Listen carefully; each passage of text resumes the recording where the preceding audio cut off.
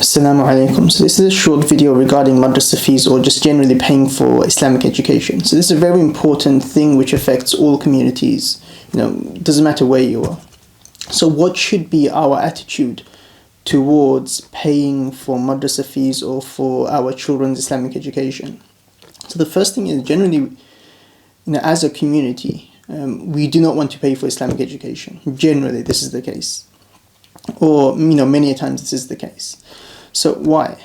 So when something is valuable, we are willing to pay more for it. So something which is not valuable, I won't want to pay for that thing. So if something, let's say, is worth £1, I won't want to give £50 for that thing because I know it's not that valuable. So now, how much should the madrasa fees be? Or let's say if my children are privately tuitioned by a teacher, how much should I pay them? So what is the cost of the madrasa? So now let's compare it to secular education, let's say English or maths or science tuition. So generally we're willing to pay 20, 25 or £30 an hour for secular education, maths, science and English. But how much are we willing to pay for Islamic education when the same amount of time is given? So generally when it comes to Islam, we generally have a very low standards in terms of what we're willing to do. So we understand the value of maths, science and all these other subjects. I'm willing to pay a lot more for them. But the same thing is when I hire a teacher to teach our children into the house, we're not willing to pay as much. So we already think, this only deserves £10 an hour or £5 an hour or £15 an hour. So we have a lower, so we in ourselves, we think that Islamic education is much more inferior than secular education. So the first reason is why I would want to pay less for the Islamic education in comparison to other fields is because I don't value the education. So now how valuable is the madrasa education and Islamic education? So it's in the madrasa that the light of Iman is lit in the hearts of the children. So in the madrasa, they learn how to connect to the Prophet Muhammad ﷺ. They learn to love the Prophet Muhammad ﷺ. And they learn to connect to the prophets of the past by learning about their stories. It's in the madrasa the beliefs and the aqidah of the children are preserved and intact in this confusing world of atheism and all these other ideologies which are confusing them. It's in the madrasa they learn truly what it means to be a Muslim. So they learn good character, they learn manners. They learn what it means to be a good human being, and ultimately they learn how to enter into paradise. So now this education which the children are receiving, how much is this education actually worth? Can there be anything in our communities which is more valuable than this education? Is maths more valuable than this? Is science more valuable than this? These things are good in their own right. Yes, I'm not saying, don't do maths and science. Yes, obviously we do. I'm not saying that. But the Islamic education that they're learning, can you even put a price on this in terms of its importance? So the first thing we need to do is we need to value the education. So the thing that the children being received isn't worth £1 or £2 or £3. It's something that no money can, buy. So this is something very important that we need to understand. So number one, we need to understand that this madrasa education, it has value and it is the most valuable thing that children are being given. So now, how much do we truly value this education? So now, for the smallest of reasons, generally we say that, I can't afford madrasa fees, because of X, Y, and Z. So give me a discount, or I can't pay this much amount. The madrasa fees are too expensive. This is too expensive. This is too expensive. So why? Now, for the smallest of reasons, but we have money to spend on holidays. We have expensive subscriptions on Sky and Netflix and phone contracts. We take away every other week. We eat out. We buy things we don't need. So we live a very lavish and expensive lifestyle. So if Islamic education was important, the first thing that I would do is I would cut back on these expenses and cut back on my Sky subscription. I don't need this to survive. My Netflix, my phone contracts, expensive phone contracts. A cheap one would do. Eating out all the time. The first thing, let's say I think that, madrasa fees will be difficult. The first thing I must do is cut back on these expenses. And then if I do not have enough money in my savings and in my income, then I ask for a discount, not before all of these things. So sometimes what happens, we have plenty of money to pay. Well, generally this is what happens. We have plenty of money. Our income is sufficient, our savings sufficient, but we think, you know what, I don't want to pay. Why? And the reason would be because I don't value the Islamic education that they're given. I don't value what's being taught. Because like I said, why would you want to pay for something which costs £1? Why would you want to pay £30 for it? Only when you realize that, you know what, this is actually worth £30, I'm going to pay for that. So number one, we have to value the madrasa education. Now, second point is, okay, so the madrasa education is valuable. What about the teachers that are teaching them? Aren't they valuable? How important are they? And how much do you respect them? So those people who are teaching the Islamic education to the children and the people of the community, they are the most important people in the community, full stop. Why? Why? Because how else is the community going to be educated in regards to religion and then eventually eternally go into Jannah? So the madrasa teachers are the most important people in society. And they are doing the most important job, because without knowledge the doors of Jannah are closed. How are your children going to be good human beings and go into Jannah? So this is more important than all other jobs that exist. More important than engineers, more important than doctors, more important than all other fields.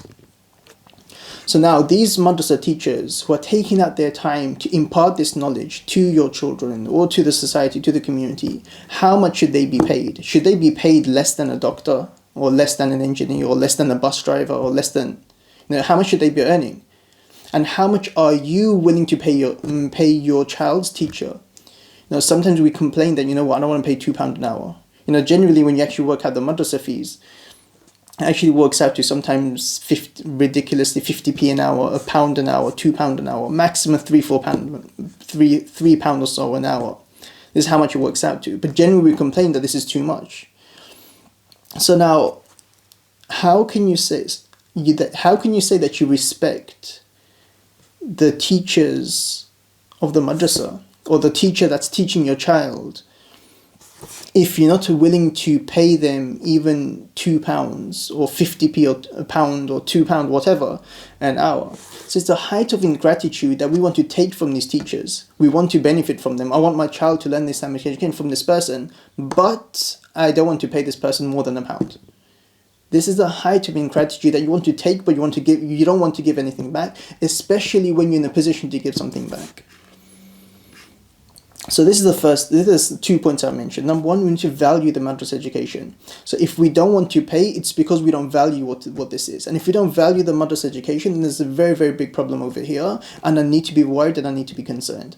So number one, we value the madrasa education. We should understand that this is something that I should be investing in, and this is something I should be paying for. It doesn't matter what the cost and what the price is.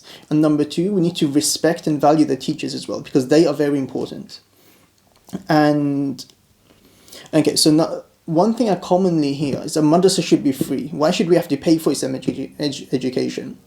So this is, I hear this sometimes, not often, I do hear this sometimes.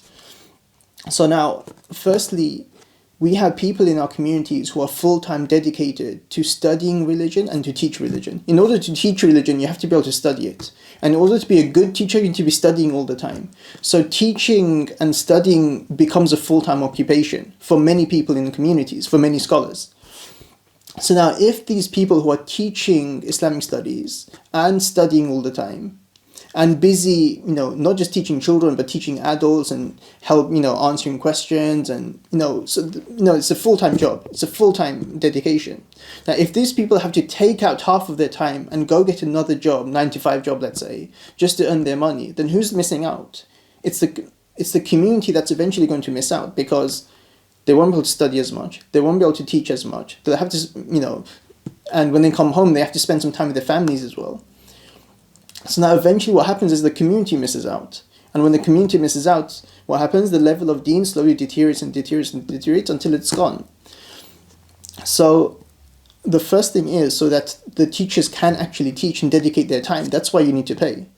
And number two, Madrasa and maktab is not the same as it used to be, 50 years ago when you were in class, learning. So before, well, even 20, 30 years ago, before the madrasa education, the maktab education was that you go to the mosque, read the Quran for about an hour or two, learn a few du'as, and that's it, you go home, easy job. The teacher just sits there, listens to your Quran and tells you to, you passed, that's it. But the madrasa education has changed completely. It's not like that anymore. It takes a lot of hard work and dedication from the teachers. So we have to, we have lesson planning. So we have activities that need planning. They have a whole structure and syllabus that they need to go through and understand. So it's not just go there and read the Quran and easy job for the teacher. It's a very, very difficult job. And the teacher has to teach fiqh, hadith, aqidah, tariq, seerah, adab, akhlaq, and have a full syllabus and lesson planning for each subject and each topic. So it's a very, very difficult task, and it's very, very time consuming and requires a lot of dedication. So, and if the teachers aren't getting paid, normally what would normally happen is slowly the motivation will stop. The motivation will slowly decrease and decrease and decrease until you get communities where people aren't willing to teach Islamic education. How much can a person... So imagine if you were in a situation where you had to volunteer, half of your life toward teaching education, but you won't physically get anything out of it. It's very difficult. Okay, so that's two things. So we need to value the education itself, and we need to understand that it's important and it's very valuable. Number two, we need to understand the value of the teachers as well, that they are doing the most important job in our communities. And number three, we need to value the madrasa itself. So alhamdulillah, many communities are blessed that they have a madrasa who's imparting Islamic knowledge. They're imparting not just the recitation of the Quran, but facilitating for the understanding of the Quran, seerah, fiqh, tariq, all the different subjects are being taught.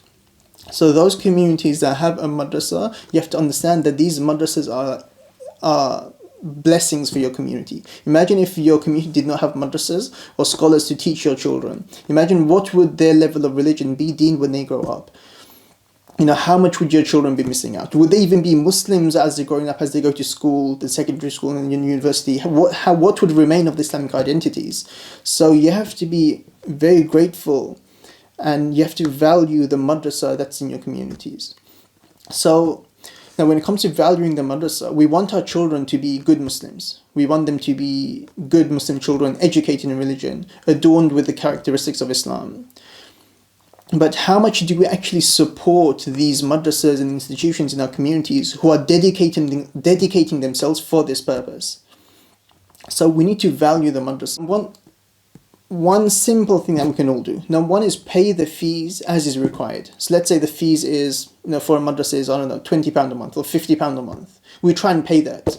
Even if you have to go through slight difficulty to be able to pay that, even if I have to cut back on my Netflix, even if I have to cut back on my phone contract or this thing that I don't need, or I have to eat takeout less, doesn't matter how difficult it is, if it's something which is possible, humanly possible to be able to do, then we try and pay the madrasa fees on time, as is required by the madrasa. So if the madrasa requires it in the beginning of the month, we try and give it in the beginning of the month. This helps the functioning of the madrasa, and it shows that parents are also on board with the supporting the madrasa.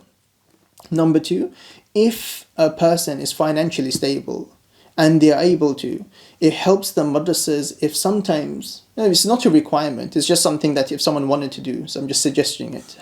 If someone thought that, how should I support the madrasa? So now this is a way that you can support the madrasa, is by, if you're financially able to, pay something on top. Let's say the fees are £40 a month. Pay £45 a month if you're able to. So that £5 will go a long way in terms of supporting the madrasa with the running costs and paying the teachers' fees and books, and generally all madrasas across the UK, generally all madrasas across the UK, they can't advance because of financial reasons, because they don't have enough money to progress further and to do more things. So one way you can actually support the madrasa, and alhamdulillah many people do, is by paying something small on top. If the fees are £40, try pay £45. If the fees are £25 a month, try pay £30, or even a couple of pounds extra.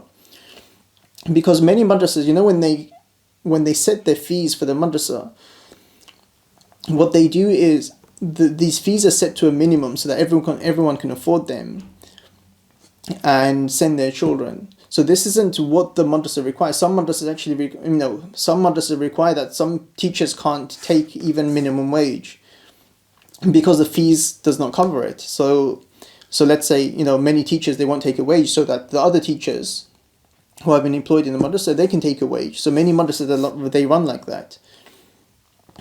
So many people have to volunteer, but obviously they should all be paid.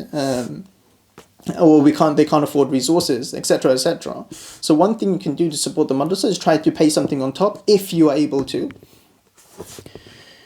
Or if you're able to, ask if the madrasa needs anything in terms of contribution. Let's say equipment. Do they need this or do they need that? Ask them. Or ask the madrasa head teacher or the teachers, what can I do to support them? Is there any resources that you need? Are there any, for anything that we can do for the children? Get involved. Another thing you can do is get involved with your child's learning. This is actually the most important thing. More important than the fees, more important than contribution financially. This is the most important thing, is that you get involved with your child's learning. Help them ask your child every single day, what did you learn in the madrasa? And what do you need to revise and what do you need to do for tomorrow? Sit down with them for at least 20 minutes, minimum 20 minutes, and be involved with your child's work. Praise them. Ask them questions about what they've learned. Have a contact with your child's teacher. Ask your child's teacher, how much have they progressed? What have they learned so far? What do they need to revise? What is my child weak in? What do I need to encourage more in the house? Build a relationship with your child's teacher. So you should know who the teacher is and what they're teaching, and so that from your side you can help the madrasa progress. And the last thing you can do is just show your appreciation to your child's teacher. Your child's teacher is something very important to you and your family, because your child's teacher has been put in charge of your child's religion, which is a very, very important task. So one way you can motivate your child's teacher is just say Jazakallah once in a while, and say Alhamdulillah, my daughter or my son has learnt this through you. This, Alhamdulillah, you have helped my children do X, Y, and Z. So Jazakallah khairan. Give them a small gift if you have to. These small things, they go a long way. It's not going to cost you much. Give them a chocolate bar, 50p. But it's that appreciation which goes a long way. So these are a few things that just came to my mind that we can do to help and support the madrasa. So I discussed 3 things. Number 1, value the education itself. Understand that it's something which is worth paying for, and I should be paying for it. Number 2, value the teachers that are teaching the madrasa.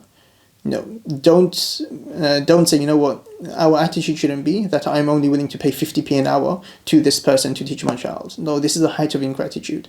Number 3, value the madrasa itself and support their cause. Jazakumullah khair.